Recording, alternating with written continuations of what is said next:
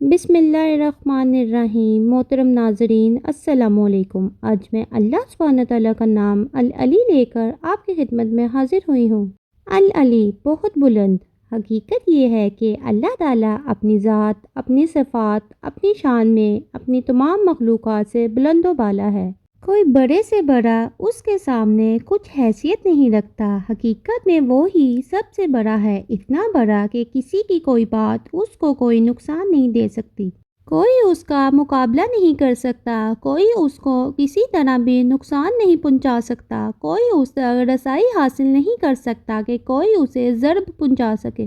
حقیقت یہ ہے کہ وہ ہی دراصل العلی العظیم ہے، لوگوں کی باتوں سے بھی بلند، سب سے بلند۔ اللہ رب العزت جو میرا اور سب کا رب ہے، اس کا چہرہ بھی اعلیٰ ہے، اس کا ہر کام اعلیٰ ہے، اس کا کلام بھی اعلیٰ ہے، اس کی تمام صفات بھی اعلیٰ ہیں، اس کا دین بھی اعلیٰ ہے، اس کا حکم بھی اعلیٰ ہے۔ اللہ تعالیٰ جو خود العلی ہے، العظیم ہے، بلند شان والا۔ قرآن مجید میں اللہ تعالیٰ فرماتے ہیں اس کے ہاں صرف اس کی سفارش فائدہ دے سکتی ہے جس کے لیے وہ خود اجازت دے، حتیٰ کہ جب لوگوں کے دلوں سے گھبراہٹ دور ہوگی یعنی قیامت کے دن، تو وہ پوچھیں گے کہ تمہارے پروردگار نے کیا جواب دیا؟ وہ کہیں گے ٹھیک جواب ملا ہے، وہ اعلیٰ شان اور سب سے بڑا ہے۔ اسی طرح سورۃ الحج میں فرمایا یہ اس لیے کہ اللہ تعالیٰ ہی حق ہے اور اللہ کے سوا جنہیں یہ لوگ پکارتے ہیں وہ سب کچھ باطل ہے، یعنی اللہ کے سوا جو دوسرے معبود ہیں جن سے لوگ امیدیں رکھتے ہیں، ان کی طرف رجوع کرتے ہیں اپنی مشکلات میں، ان کی کچھ حقیقت ہی نہیں۔ حقیقی بادشاہ ہے، اس کے سوا کوئی معبود نہیں۔ عزت والے عرش کا رب، عرش اس کی تخلیق میں، مخلوقات میں سب سے بڑی اور سب سے بلند مخلوق ہے، اور وہ اس کا بھی مالک ہے، اس کا بھی خالق ہے، اور خود وہ عرش پر مستوی ہے، جس کے بارے میں قرآن میں بارہا ارشاد ہوا۔ حقیقت یہ ہے کہ جب ہم اللہ تعالیٰ کے بارے میں یہ سوچتے ہیں کہ وہ کہاں ہے، تو ہمارا خیال ہمیشہ بلندی کی طرف جاتا ہے اور اوپر کی طرف ہماری انگلی خود بخود اٹھ جاتی ہے کہ وہ بلند ہے، عظیم ہے، سب سے بڑا ہے۔ حدیث میں آتا ہے کہ رحم کرنے والوں پر رحمان رحم کرتا ہے، تم اہل زمین پر رحم کرو، آسمان والا تم پر رحم کرے گا۔ آسمان والے سے مراد جو بلندیوں کا مالک ہے، وہ جو سب سے اوپر ہے۔ پھر لوح محفوظ بھی اس کے پاس اوپر ہی ہے، اور بلا شبہ یہ قرآن ام الکتاب لوح محفوظ میں درج ہے، محفوظ ہے، جو ہمارے پاس بڑی بلند مرتبہ، بڑی حکمت والی کتاب ہے۔ پھر فرشتے بھی اوپر سے نازل ہوتے ہیں۔ قرآن مجید میں آتا ہے وہ اپنے بندوں میں سے جس پر چاہتا ہے اپنے حکم سے وحی دے کر فرشتے نازل کرتا ہے، یعنی اوپر سے ہی نیچے آتے ہیں وہ،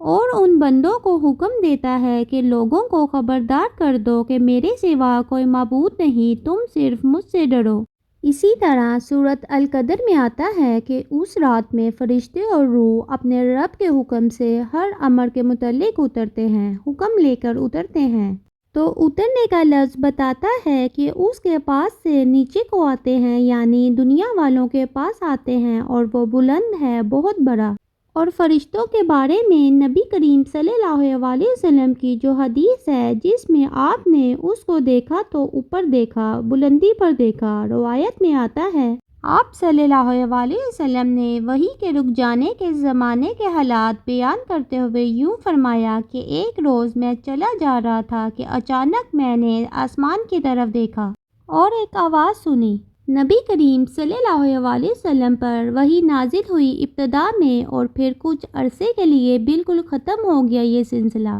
اور اس سلسلے میں آپ صلی اللہ علیہ وسلم بہت پریشان رہنے لگے، اور آپ اس بات کا انتظار کرتے تھے کہ وہ فرشتہ دوبارہ آئے۔ ایسے ہی جا رہے تھے تو آپ صلی اللہ علیہ وسلم نے دیکھا کہ غیب ایک فرشتہ اوپر آسمان کی طرف نظر آیا۔ کہتے ہیں میں نے آسمان کی طرف سر اٹھایا کہ وہی فرشتہ جو غار ہیرا میں میرے پاس آیا تھا، وہ آسمان و زمین کے بیچ میں ایک کرسی پر بیٹھا ہوا ہے۔ میں اس سے ڈر گیا اور گھر آنے پر کمبل اوڑھنے کی خواہش ظاہر کی۔ اس وقت اللہ تعالیٰ کی طرف سے سورۃ المدثر کی پہلی 4 آیتیں نازل ہوئیں، اور اس کے بعد وحی گرم ہو گئی، اور پھر وحی کے نزول کا سلسلہ جاری ہو گیا، اور پھر قرآن مجید میں جتنی بھی آیات ہیں کتابوں کے نزول کے بارے میں، ان سب میں بھی اترنے کی بات آتی ہے کہ اوپر سے نیچے کو آئی ہیں۔ سورۃ العمران میں آتا ہے کہ اسی نے آپ پر ایسی کتاب اتاری ہے جو حق لے کر آئی ہے، یعنی اوپر سے اتاری ہے اور اپنے سے پہلی کتابوں کی تصدیق کرنے والی ہے۔ اللہ تعالیٰ اپنی ذات، اپنی صفات، اپنی شان میں تمام مخلوقات سے بلند و بالا ہے۔ ابن عباس کہتے ہیں جب ابو ذر رضی اللہ عنہ کو رسول اللہ صلی اللہ علیہ وسلم کی نبوت کے بارے میں معلوم ہوا تو انہوں نے اپنے بھائی سے کہا اس وادی کی طرف جانے کے لیے سواری تیار کرو، یعنی مکہ کی طرف جانے کے لیے، اور اس شخص کے متعلق جو نبی ہونے کا مدعی ہے اور کہتے ہیں کہ اس کے پاس آسمان سے خبر آتی ہے، میرے لیے خبریں حاصل کر کے آؤ اور اس کی باتوں کو غور سے سنو۔ اس سے یہ پتہ چلتا ہے کہ نبی کریم صلی اللہ علیہ وسلم جب لوگوں کو اللہ تعالیٰ کی بات بتاتے تھے تو خاص طور پر یہ بتاتے تھے کہ یہ بات مجھے آسمان کی طرف سے آئی، یعنی اوپر سے آئی ہیں، اور اشارہ اس بات کی طرف ہے کہ بھیجنے والا بہت قوت والا، اونچا، بلند ہے۔ اور قرآن مجید میں آتا ہے کہ فیصلے اللہ کے لیے ہیں جو بہت بلند، بہت ہی بڑا ہے۔ اور پھر انسان جب اللہ تعالیٰ کی اس صفت کو سمجھ لیتا ہے، اللہ تعالیٰ کی بلندی کا احساس اس کے دل میں آ جاتا ہے، تو پھر انسان لازماً اس کے آگے جھک جاتا ہے، اور نہ کہ انسان بلکہ ساری مخلوق اللہ کو سجدہ کر رہی ہیں اور اس کے آگے جھکی ہوئی ہیں اور جھک کر اس کی تسبیح کر رہی ہیں۔ رسول اللہ صلی اللہ علیہ وسلم ہر روز رات کو جب اپنے بستر پر تشریف لاتے تھے تو یہ دعا ضرور پڑھتے تھے، اللہ کے نام کے ساتھ میں نے اپنا پہلو رکھا، اے اللہ میرے گناہ بخش دیجئے اور میرے شیطان کو ذلیل کر دیجئے اور میری قید کو کھول دیجئے اور مجھے اعلیٰ اور عرفہ مجلس کا ہم نشین کر دیجئے، یعنی وہاں بلند مقام اپنا عطا کیجئے۔ تو اللہ تعالیٰ سے دعا ہے کہ وہ ہمارے دلوں میں اپنی بلندی، اپنی عظمت اور اپنی بڑائی کا پورا احساس پیدا کر دے، تاکہ ہمارے دلوں سے اپنی بڑائی اور تکبر و غرور کے جذبات ختم ہو جائیں۔ اللہ سبحانہ تعالیٰ ہم سب کا حامی و ناصر ہو۔